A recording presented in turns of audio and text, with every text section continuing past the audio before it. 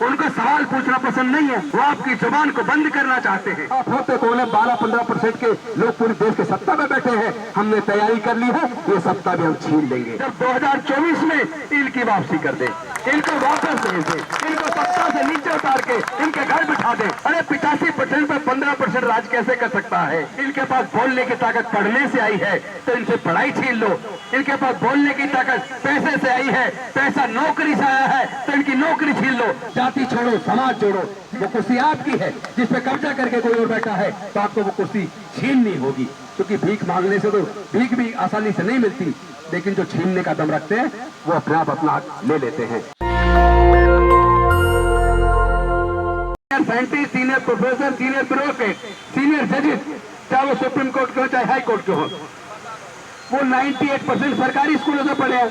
तो फिर ये प्राइवेट स्कूल क्यों खुल गए?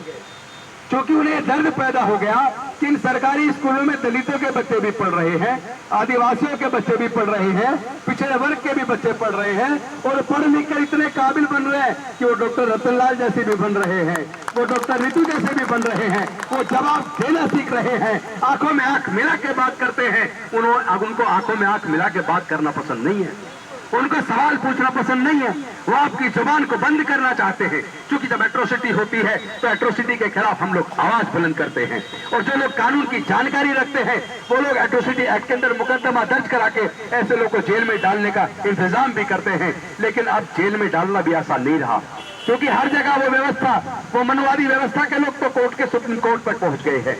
आप कोई भी रिकॉर्ड उठा के देख लो, और दिल्ली का ही कह देता हूं मैं, आप दिल्ली का रिकॉर्ड उठा के देख लो, जितने भी SC/ST prevention of atrocities act 1989 के तहत मुकदमे दर्ज हुए हैं, आप देख लेना, या तो पुलिस गिरफ्तार नहीं करती, और अगर किसी दबाव में गिरफ्तार कर भी ले तो कोर्ट में जैसे ही पेश करते हैं जज वहीं पे बेल दे देता है।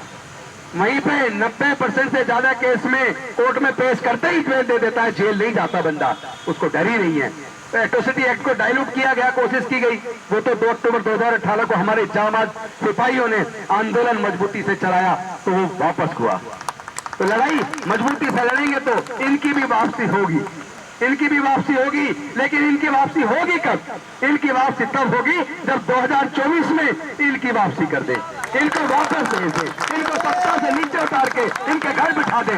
और ये संभव है, इसलिए संभव है कि 85% तो देश के अंदर SC/ST, OBC और माइनॉरिटी के लोग हैं। अरे 85% पर 15% राज कैसे कर सकता है? जब तक आप बिखरे रहोगे, जातियों में बटे रहोगे, तब तक जाति के वजह से पीड़न भी बना रहेगा, और 85 पे 12%, 15% राज भी करता रहेगा। तो लड़ाई तो आसान है, लड़ाई आसान है। उन्होंने देख लिया कि इनके पास बोलने की ताकत कहां से आई, इनके पास बोलने की ताकत पढ़ने से आई है, तो इनसे पढ़ाई छीन लो। इनके पास बोलने की ताकत पैसे से आई है, पैसा नौकरी से आया है, तो इनकी नौकरी छीन लो। तो उन्होंने 2 मोर्चे पे एक साथ काम किया। एक तरफ उन्होंने प्राइवेट स्कूल खोलने शुरू कर दिए, सरकारी स्कूलों को कमजोर करना शुरू कर दिया। तो आपके स्कूल चले गए, आपके स्कूल चले गए।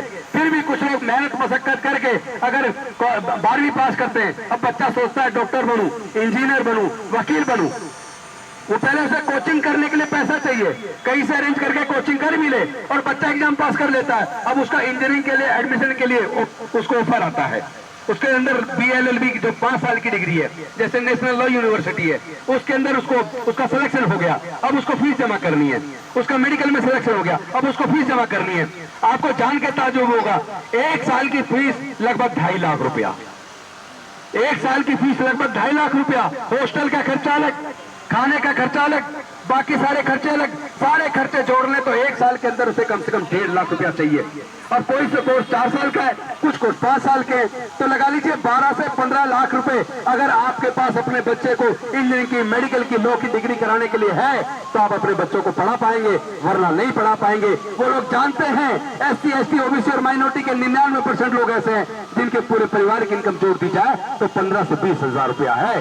तो इसका मतलब इनके बच्चे कितने काबिल हो, कितने प्रतिभाशाली हो, उसके बावजूद अगर ये एंट्रेंस एग्जाम पास भी कर लेंगे तो भी मेडिकल, इंजीनियरिंग या लॉ की डिग्री करने के लिए एडमिशन की फीस का इंतजाम नहीं कर पाएंगे। तो इस तरीके से उन्होंने हमारे बच्चों से पढ़ाई छीन ली है। आपको नहीं दिख रहा तो आपकी गलती है, आपको समझ नहीं आ रहा तो आपकी गलती है। लेकिन मनोवादियों ने सत्ता के अंदर रहते हुए आपके बच्चों से पढ़ाई छीन ली और सरकारी संस्थानों को एक एक करके बेच दिया, प्राइवेटाइज कर दिया। जो प्राइवेटाइज हो गया वहां पे रिजर्वेशन खत्म, वहां आपकी नौकरी खत्म। अभी मैं एक वो देख रहा था, आज ही किसी ने ट्वीट पे डाला हुआ है, जितनी वैकेंसी निकली यूपी के अंदर की है, तो वैकेंसीज के अंदर क्या था, जहां एससी की वैकेंसी उसमें लिखा है नॉट फाउंड सुटेबल, यानी सुटेबल कैंडिडेट ही नहीं मिला। यहाँ पीएचडी करके, मैं दिल्ली यूनिवर्सिटी से पीएचडी करके रोड पे बैठी है, उन्हें काबिल बच्चे नहीं मिल रहे, काबिल एप्लीकेंट नहीं मिल रहे। काबिलियत तो है पर तुम कम से कम ईमानदार तो बनो। पर हमें पता है तुम्हारी सोच न्यायवादी नहीं है, तुम्हारी सोच समता, स्वतंत्रता, बंधुता और न्याय के खिलाफ है। तुम कभी न्याय दे नहीं सकते, हम जानते हैं, इसलिए हम ताकत तैयार कर रहे हैं, हम न्याय छीन लेंगे। आप होते कौन है हमें न्याय देने वाले? आप होते कौन है हमारे हक को मांगने वाले? आप होते कौन है 12-15% के लोग पूरे देश के सत्ता में बैठे हैं। हमने तैयारी कर ली है, ये सत्ता भी हम छीन लेंगे। हम ताकत रखते हैं, हम जानते हैं, तुम्हारे षड्यंत्र को हम समझ गए हैं। लेकिन इसमें अगर कोई बाधा बनी है तो वो है जाति, क्योंकि हम लोग जातियों को की वजह से प्रताड़ित है और हम ही लोग जाति को जिंदा रखते हैं। ये वाल्मीकि है, ये जाटव है, ये कटीक है, ये कोली है, ये लोहार है, ये कश्यप है, ये मल्ला है, ये फलाना है, ये डिकड़ा है। अरे जाति बनाई जिसने, वो जाति की वजह से फायदे में है और जाति की वजह से हम नुकसान में है, तो फिर हम जाति को जिंदा क्यों रखें? अरे कम से कम आपने आपस में से जाति खत्म कर दो। कम से कम एससी, एसटी, ओबीसी के लोग ही अपने अंदर की जाति खत्म कर ले, ओबीसी से बाद में करवा लेना। अभी उनमें थोड़ा सा असर धर्म का घुसा हुआ धीरे धीरे निकल रहा है, धीरे धीरे निकल रहा है, निकल जाएगा, उसके बाद सत्ता आपकी है। लेकिन कम से कम एससी, एसटी के लोग तो जाति खत्म करें। हम लड़की की शादी करें, लड़के की करें तो अपनी जाति ढूंढ रहे हैं। अरे जब हम ही जाति को जिंदा रखेंगे तो जाति को खत्म कौन करेगा? और जाति जिंदा रहेगी तो जाति की वजह से होने वाला उत्पीड़न जिंदा रहेगा। अगर उत्पीड़न से मुक्ति चाहते हो तो जाति छोड़ो, समाज जोड़ो। मिशन जय भीम के माध्यम से पूरे देश में जाकर मैं लोगों को यही आह्वान कर रहा हूँ, जाति छोड़ो, समाज जोड़ो। जिस दिन समाज जुड़ गया उसके बाद आपको ये धरने पर जंग करके अपने हक की लड़ाई लड़नी पड़ेगी, बल्कि आप खुद वहां बैठ कर न्याय करने की कुर्सी पर होंगे। वो कुर्सी आपकी है, जिस पे कब्जा करके कोई और बैठा है तो आपको वो कुर्सी छीननी होगी। क्योंकि भीख मांगने से तो भीख भी आसानी से नहीं मिलती, लेकिन जो छीनने का दम रखते हैं वो अपने आप अपना हक ले लेते हैं।